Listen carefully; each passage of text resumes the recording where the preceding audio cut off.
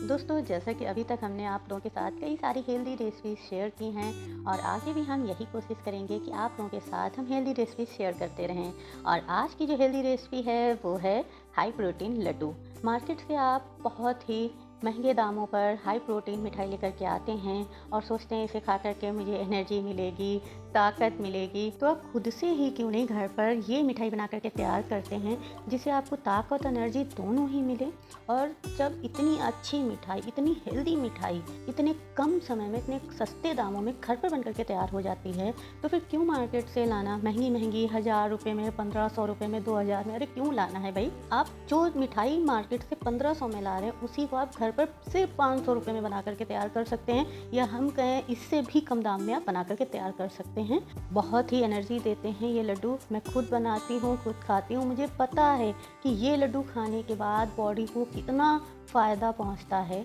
और मतलब इतने सारे फ़ायदे मैं आपको सारा कुछ ये वीडियो में आपको एक्सप्लेन नहीं कर सकती हूँ। आप चाहें तो ये सब जानने के लिए डिस्क्रिप्शन बॉक्स में ज़रूर जाएं। वीडियो को अगर आप पूरा देखते हैं तो बहुत अच्छी बात है, इससे कुछ मुझे सपोर्ट मिलेगा। और अगर आप वीडियो को पूरा नहीं देखते हैं तो भी मैं बस आप लोगों से इतनी ही रिक्वेस्ट करूँगी कि आप लोग डिस्क्रिप्शन को एक बार ज़रूर पढ़ें, क्योंकि डिस्क्रिप्शन में मैंने पूरा सब कुछ लिख रखा है। हिंदी में भी है, इंग्लिश में भी। आप चाहें तो हिंदी में पढ़ लें, चाहें तो इंग्लिश में पढ़ लें।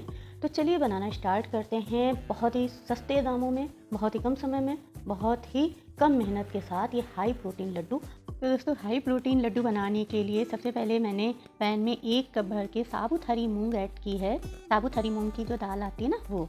फिर मैंने 1 कप भर के ऐड किया है मूंगफली का दाना, और इसके बाद ऐड किया है आधा कप काले तिल। फिर उसी सेम कप से आधे का भी आधा ऐड किया है अलसी के बीज। फिर सेम कप से मैंने ऐड किया है 1 कप भर के कद्दू के बीज, मतलब पम्पकिन सीड्स। फिर सेम कप से मैंने 1 कप भर के ऐड किया है सूरजमुखी के बीज, मतलब सनफ्लावर सीड्स। तो यहाँ पर आप देख सकते हैं मैंने सेम कप से ही सारी चीज़ें ऐड की हैं। तो आप जिस भी बर्तन से ये सारी चीज़ें ऐड कर रहे हैं वो सेम रखें। इसे क्या है ना कि मात्राएं ऊपर नीचे नहीं होंगी सभी चीज़ों की। और उसके बाद गैस को ऑन कर देना है और हल्की धीमी आंच पे। हल्की धीमी आंच का मतलब ये नहीं है कि आप आंच बिल्कुल धीमी कर दें गैस की, नहीं। आंच को इतना रखना है कि वो बर्तन की तली से लगती रहे, बस इतनी ही आंच आपको रखनी है ये सब भूनने के लिए। उसके बाद ना सभी चीज़ों को, जितना हमने इसमें चीज़ें डाली हैं उन सभी चीज़ों को हमें भून लेना है हल्की धीमी आंच पे। बीच बीच में कलछी से चलाते रहें।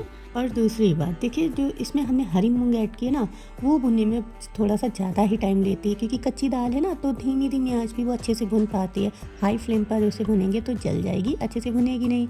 तो बस इसलिए आप 10 मिनट तक पहले तो सभी चीज़ों को भूनिए। उसके बाद हरी मूंग का एक दाना लीजिए और मुंह में रखिए। देखिए दांत के नीचे जाती है अगर दाना, एकदम से टूट जाता है, बहुत ही क्रंची लगता है। तो समझ जाइए कि आपने जो भी चीज़ें ऐड की हैं सब अच्छे से भुन गई हैं, क्योंकि दाल ही सबसे ज़्यादा टाइम लेती है यहाँ पर भुनने में। और अगर वो थोड़ी सी सॉफ्ट लगे दाल, दांत के नीचे आराम से नहीं टूट रही है, तो आप फिर 5 मिनट तक और सभी चीज़ों को भून लीजिए। और हल्की धीमी आंच पे ही भूनने के लिए इसलिए बार बार कह रहे हैं कि कोई भी चीज़ जले ना। आप जो ये लड्डू बना रहे हैं ना वो ख़राब ना हो, क्योंकि जलने के बाद टेस्ट आपको पता ही है, हल्का सा ख़राब हो जाता है। हल्का सा क्या, बहुत ज़्यादा ख़राब हो जाता है, कड़वा सा हो जाता है, स्मेल भी आ जाती है मिठाई में। कोई नहीं खाएगा, आप खुद नहीं खाना पसंद करेंगे जली हुई मिठाई खाना। तो इसलिए बस हल्की धीमी आंच पे आपको भून लेना है। और फिर से आप दाल को चेक कीजिए, अगर दांत के नीचे जाते ही बिल्कुल क्रंची आपको लगे एकदम से टूट रहा है, तो समझ जाइए सभी चीज़ें अच्छे से भुन गई हैं। गैस को ऑफ कर दीजिए और कुछ देर के लिए इसे ऐसे ही छोड़ देना है। इसे गरम गरम नहीं ग्राइंड करेंगे, हल्का सा ठंडा हो जाने देंगे।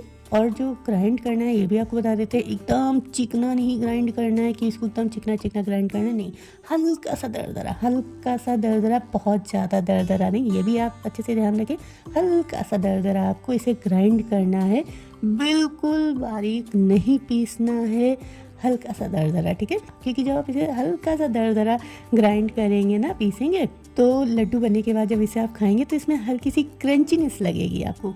वही इस लड्डू को खाने में ना बड़ी मज़ा आती है। और अगर आप इसको बिल्कुल एकदम बारीक पीस देंगे तो वो जो क्रंचीनेस आएगी ना लड्डू में, वो ख़त्म हो जाएगी, वो नहीं आएगी। तो हल्का सा दरदरा आपको रखना है सभी चीज़ों को। तो यहाँ पर आप देख सकते हैं मैंने किस तरह से सभी चीज़ों को ग्राइंड किया है। और दूसरी सबसे इम्पॉर्टेंट बात, आपको पल्स मोड पे ये सभी चीज़ें ग्राइंड करनी है। लगातार नहीं आपको चलाते रहना है मिक्सी कि आपने बटन दबा दी और वो चल रही है, ग्राइंड हो रही है सभी चीज़ें ना। आपको रोक रोक करके मतलब पल्स मोड पे ऑन किया फिर ऑफ, फिर ऑन फिर ऑफ, मतलब पल्स मोड की बटन को ऑन ऑफ करना है, स्विच को ऑन ऑफ नहीं करना है। पल्स मोड की बटन को ऑन ऑफ करके ऐसे करके आपको ग्राइंड करना है और लगातार नहीं चलाना ना मशीन को। बस इतना आपको ये कुछ छोटी छोटी बातें याद रखनी है। ये आपके हाई प्रोटीन लड्डू ना बेहतरीन बन करके तैयार होंगे। और सभी चीज़ों को ग्राइंड करने के बाद आपको सेम पैन में ही जिसमें आपने सभी चीज़ों को भूना था ना, उसमें आपको डालना है 2 चम्मच देसी घी। यहाँ पर देसी घी का ही यूज करें, तेल डालडा इन सभी चीज़ों का यूज ना करें, क्योंकि हाई प्रोटीन लड्डू बना करके तैयार कर रहे हैं तो सभी चीज़ें हाई प्रोटीन के अकॉर्डिंग ही हो। तो यहाँ पर 2 चम्मच देसी घी ऐड करेंगे, साथ में हम ऐड करेंगे 2 कप भर के गुड़। और गुड़ डालने के टाइम ना आपको फ्लेम को बिल्कुल धीमा रखना है, हल्का धीमा नहीं, बिल्कुल ही धीमा रखना है। और गुड़ को आप धीमे धीमे कलछी से चलाते रहिए। जैसे ही वो मेल्ट हो जाए, इसमें जो आपने सभी चीज़ें ग्राइंड की ना वो आपको डाल करके मिला देना है। अभी फ्लेम को बंद नहीं करना है। जब सभी चीज़ें गुड़ के साथ अच्छे से मिक्स हो जाएं, उसके बाद आपको गैस को ऑफ कर देना है। बस मिक्स करना है, पकाना नहीं है, इस बात का ध्यान रखना है। गुड़ के साथ सभी चीज़ों को मिक्स कर लेना है, गैस को ऑफ कर देना है। और फिर गरम गरम यहाँ पर हम लड्डू नहीं बांधेंगे, अगर गरम गरम बांधेंगे ना हाथ जल जाएंगे। इसको थोड़ा सा ठंडा होने देंगे, करीब 10 मिनट के लिए आप इसे ऐसे ही छोड़ दीजिए। और करीब 10 मिनट के बाद मैंने फिर से कलछी से सभी चीज़ों को एक साथ अच्छे से मिक्स कर लिया और फिर लड्डू बनाना स्टार्ट किया। और इस लड्डू की खासियत यह है कि ये हल्का ठंडा भी हो जाए ना तो भी इसके लड्डू आराम से बन जाते हैं। और कुछ लोग ये सोचते हैं कि अरे यार लास्ट में बिल्कुल ड्राई हो गया है, लड्डू बंद नहीं पाएगा, एकदम देखो सूखा सूखा हो गया है, तो इसे गर्म कर लेते हैं, इसमें देसी घी डाल लेते हैं।